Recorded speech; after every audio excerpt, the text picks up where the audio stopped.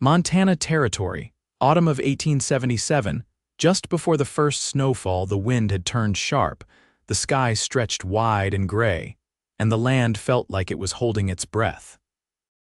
Odric Jameson pulled his coat tighter as he rode into the quiet town of Elkhorn Ridge, the hooves of his horse echoing along the dirt street.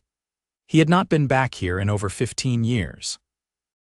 Not since he was a boy chasing sunflowers behind a girl with wild hair and a laugh that shook the quiet out of him. That girl had been Florence Ellery, and he had thought of her every day since, but Odric was not here for memories. He was here because he had received a letter written in a shaky hand from a neighbor he barely remembered. It had said, "Florence Ellery's husband's been gone 2 years. She's alone now with 2 little ones. She needs help." He had read it at least a dozen times before saddling up and heading north. The town had changed. A few new buildings, a few old ones gone. But the Ellery homestead, a mile out past the cottonwoods, still stood weathered but standing tall. He stopped at the gate, dismounted, and looked toward the porch where a woman stepped out, wiping her hands on her apron, a rifle resting nearby. Florence. She had not seen him yet, but he saw her. The same bold posture. Her hair was pinned back now, but the wind was tugging pieces free. And then a child's voice rang out from inside the house. "Mama, Rosie won't come out from under the table again." "I told you," Florence called back, not taking her eyes off the stranger at the gate. "Just leave her be until she's ready." Odric stepped forward slowly. "Flo," he said, voice rough from the ride. "It's me, Odric," she blinked, and for a second he saw the girl she had been, but it passed fast. "Odric Jameson," she said, folding her arms. "I'll be damned." He gave a faint smile. "I got a letter. Said you might need help." Her jaw tightened, and for a moment she looked like she might tell him to turn around and ride back out. But then the door creaked open and 2 small faces peered out. One boy, maybe 8, with dark curls and a wary look. And a little girl, no more than 5, who darted behind her brother's leg the moment Odric looked her way. "I do not have much to offer," Florence said finally, "but if you are here to work, I could use a hand fixing the barn roof before the snow comes." He nodded. "I am not here for anything else."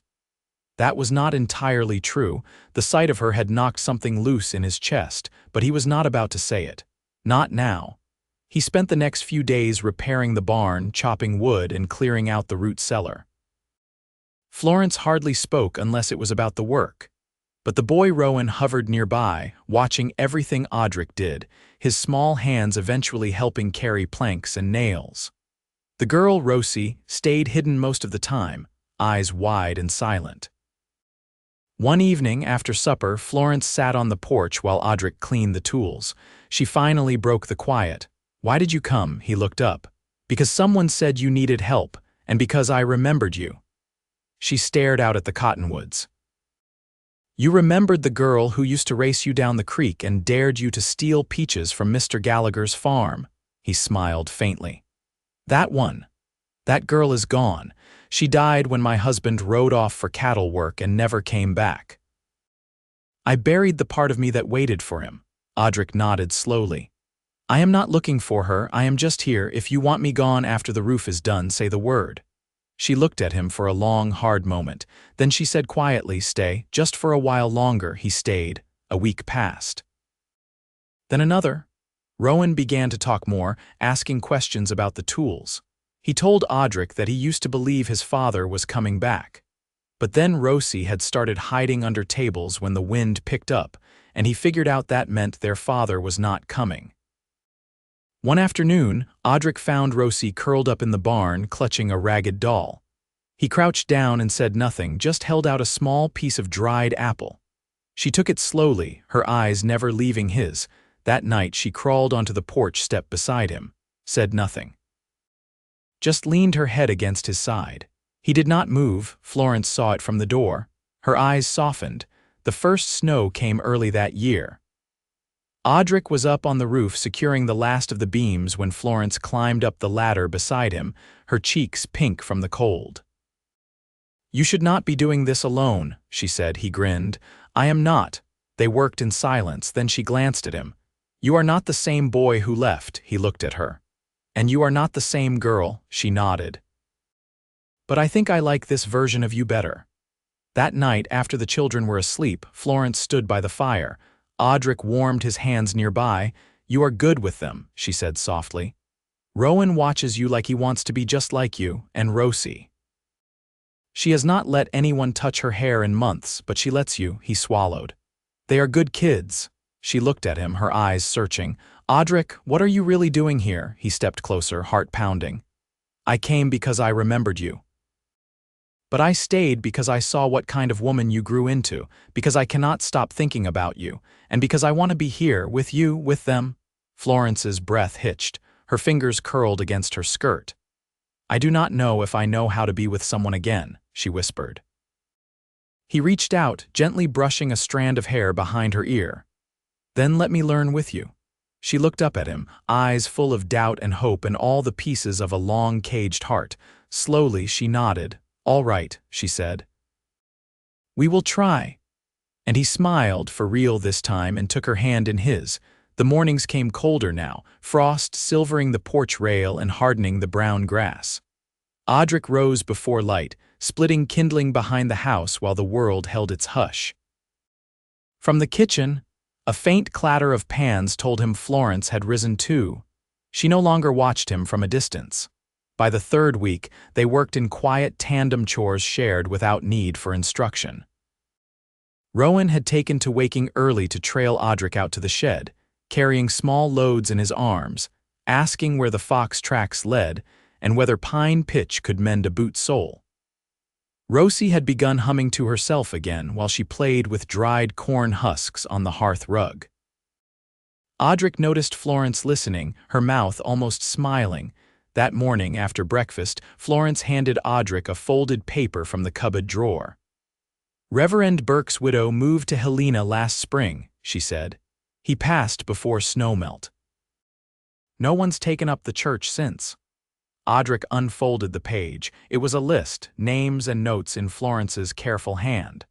The families left in the Ridge, she said, some with no men to speak of anymore, some too sick or too old to keep their land. I've been doing what I can, mending, cooking, trading, but it isn't enough.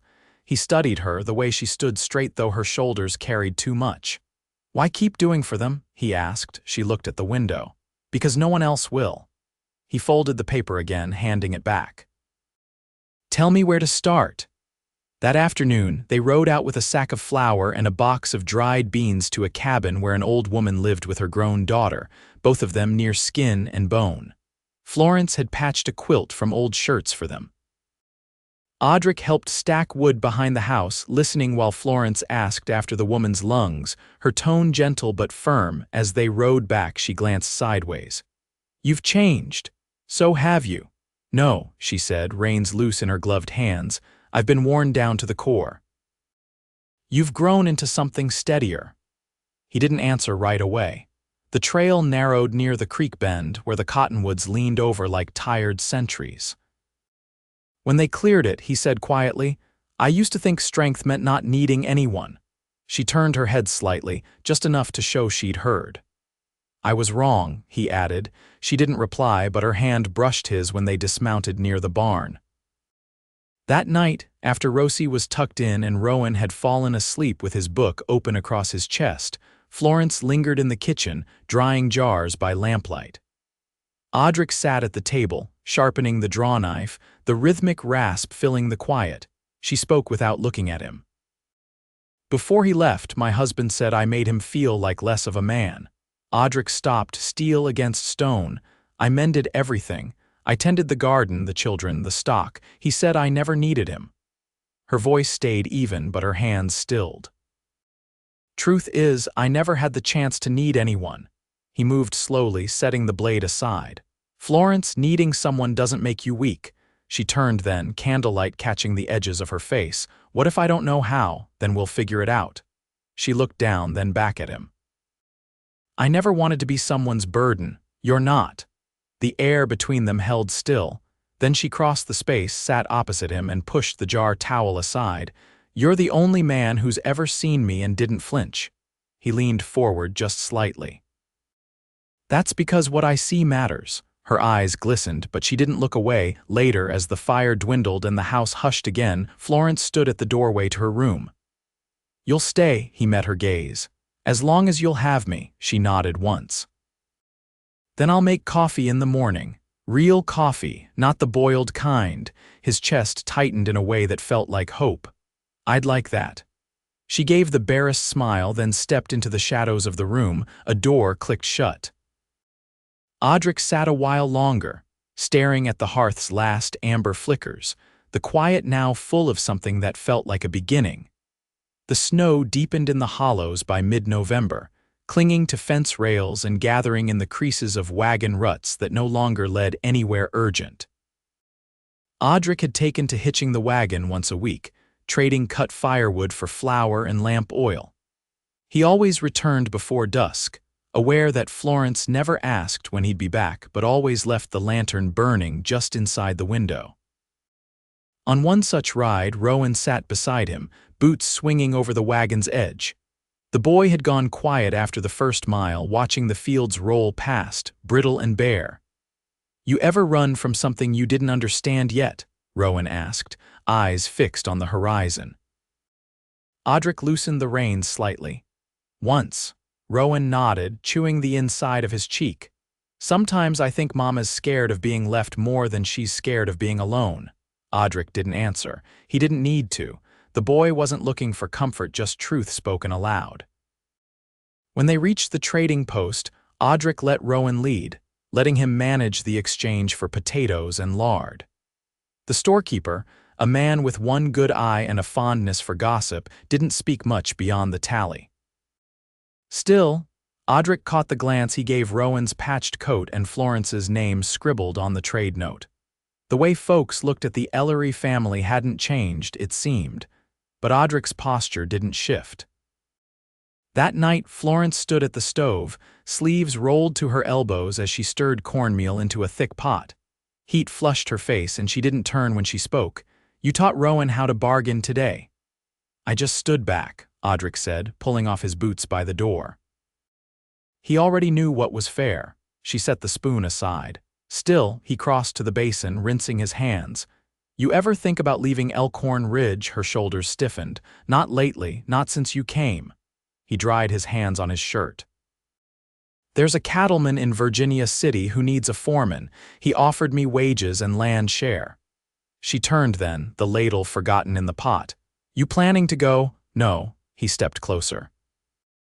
But I want you to know I could've and didn't. Her eyes searched his, not with suspicion but with the ache of someone unaccustomed to being chosen. Other men saw what I didn't have, she said. You see what I do. He reached for her hand, rough and warm from the stove. What you have is the reason I stayed. Outside, wind scattered powdery snow from the porch roof. Inside, Rosie stirred in her sleep on the cot, murmuring something about geese flying south. Florence leaned into the quiet, her forehead resting against Odric's collarbone. He didn't move for a long while, just stood with her in the small kitchen where the fire cracked low and the kettle hissed faintly. Later, she whispered, Would you ever want more than this? I want what makes you feel safe, he said. She raised her head. Not safe, real. I want to live without pretending I'm less than I am. He brushed a curl away from her temple. Then let's make something honest, not grand, just real. She nodded once, slow and sure. Rowan had heard them from the stairwell but said nothing. The next morning, he was the first to rise, splitting kindling without being asked. That evening, Rosie climbed into Odric's lap with a book and didn't flinch when his arm wrapped around her. Florence watched it unfold, never interrupting. When the snow stopped falling for 3 days in a row, Odric took Florence's hand beneath the bare cottonwoods and asked, simply, Will you let me build a home with you, not just fix the one that's here? She didn't answer right away. Instead, she took his hand, pressed it to her chest, and said, You already have. By the end of November, the days shortened into blue-shadowed afternoons and breath curled in the air long after sunrise. Florence began sewing by the fire in the evenings, her needles slipping through thick plaid she had bartered for with dried herbs and a tin of rendered tallow. Odric repaired the sled runners with Rowan, careful to let the boy lead, even when the angles didn't hold true on the first try. Florence noticed the way Rosie had taken to humming when Odric was nearby, a quiet tune she hadn't used since before the hunger months. She didn't speak of it. Children, she knew, offered their trust without ceremony. On the morning the ice finally thickened across the shallows, Florence opened the root cellar to find 3 carrots gone soft and frost creeping into the potato sacks. "We'll need to ask Mrs. Harlow if her hens are laying," she said, pulling her shawl closer as she came up the steps. Odric stood beside the sled, harnessing the mare. "We'll go after breakfast." Florence glanced at the sky. "I'll take Rowan with me. He's been shy since the storm passed through. I think it's weighing on him." Odric didn't question it. "I'll stay with Rosie. She can help me patch the barn door."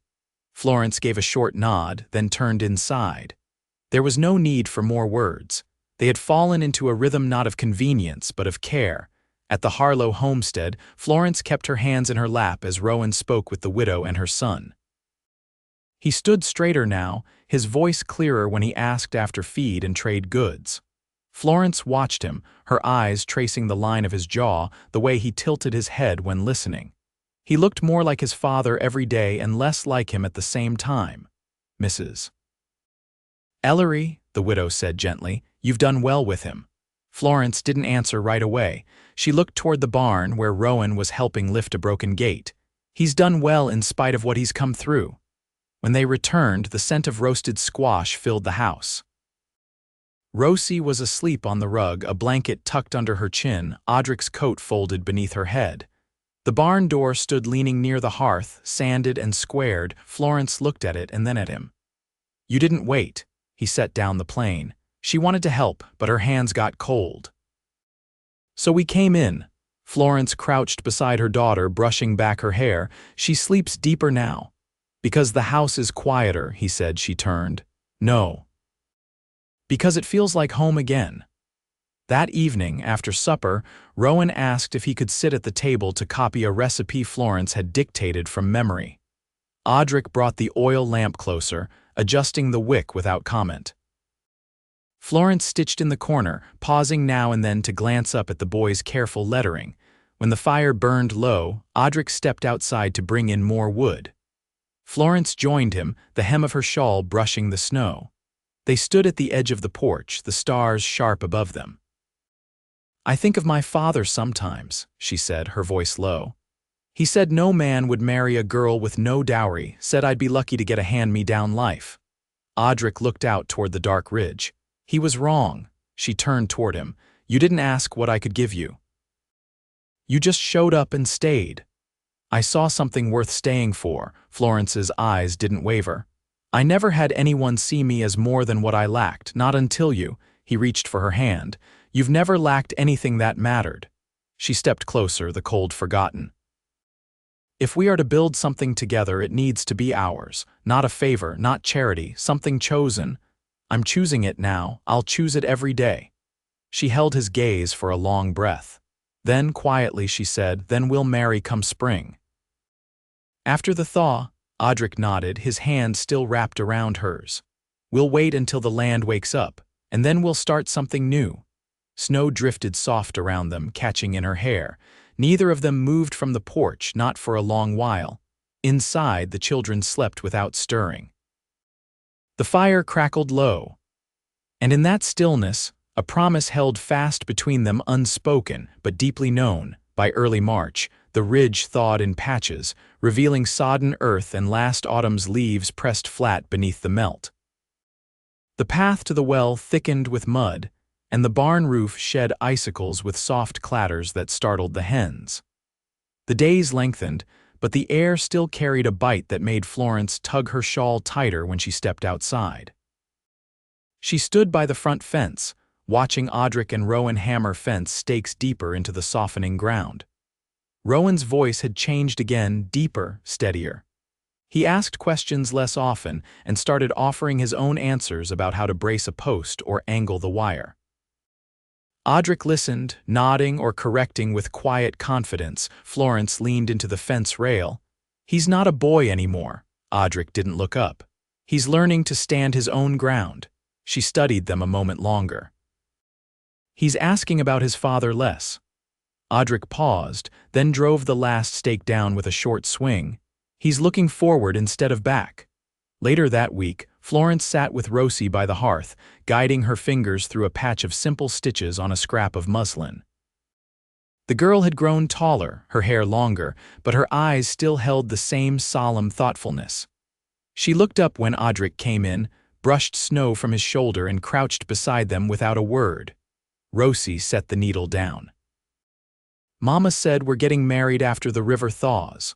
Florence arched an eyebrow. "Did she?" Odric met Florence's gaze, his expression warm. "She did, and I'm ready." Rosie nodded once, satisfied. "Then I'll make the bread that day." Florence brushed a hand over her daughter's hair. "We'll need a ribbon for your dress." "Mama," Rosie whispered, leaning close, "will you still sleep in your room after?" Florence glanced at Odric. "We'll share a room, that's what married folk do." Rosie went quiet, then gave a small nod. "Okay." The thaw came in April. The river, once locked beneath ice, ran wild with runoff, and the cottonwoods budded pale green. On a morning heavy with cloud but soft with warmth, Florence stood at the edge of the field in a borrowed dress, sleeves rolled to her elbows, hair bound with a narrow strip of blue cloth. Rowan held Rosie's hand, both in clothes Florence had mended and let out the night before. Odric met her near the edge of the cottonwood grove, where the first green shoots had pushed through the frost-hardened soil. He wore his cleanest shirt, the cuffs stiff from lye soap and water boiled over the stove. He had shaved that morning, jaw freshly scraped, and his boots had been brushed until they nearly shone. The words came quiet and few, spoken by neighbor Alice Marlowe, who had once read from the Bible at her own father's funeral and still kept a worn copy tucked in her apron. Florence and Odric joined hands, spoke their vows with steady voices. There was no crowd, only Rowan and Rosie and the trees and the sky. Afterward, Florence turned to the children. "This is our beginning." Rowan nodded, his mouth tugging into something near a smile.